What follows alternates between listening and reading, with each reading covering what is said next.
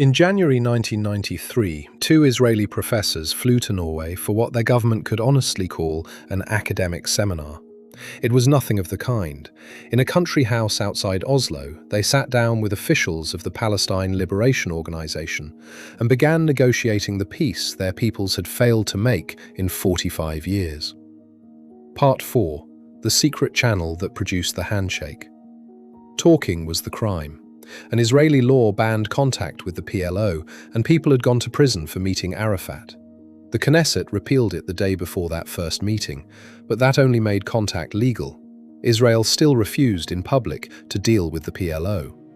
A public peace conference was already running in Washington and going nowhere.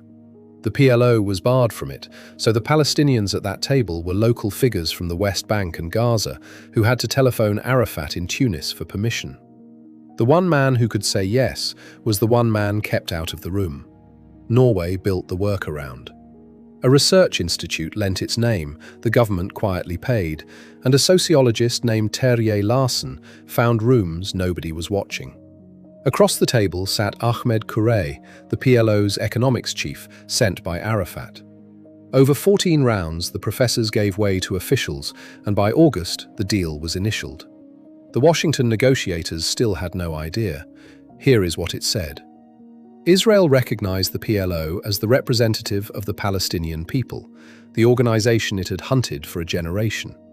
The PLO recognized in writing Israel's right to exist and renounced violence. Israel would hand over Gaza and Jericho first, and within 5 years the two sides would settle everything else. And everything else was everything hard: Jerusalem, refugees, settlements, borders, all postponed. That was the gamble, that trust would outrun the anger of the deal's enemies. On September 13, 1993, on the White House lawn, Yasser Arafat put out his hand. Yitzhak Rabin, the old soldier who had fought him his whole life, hesitated, visibly. Then he shook it. "Enough of blood and tears," he said. "Enough." But on each side some saw surrender. Benjamin Netanyahu, the new leader of Israel's opposition, led the campaign against it. His argument: Israel was handing over real land to an enemy that had not disarmed and taking paper promises in return. And to Hamas, the armed Islamist movement that rejected the whole idea, the betrayal was the recognition itself.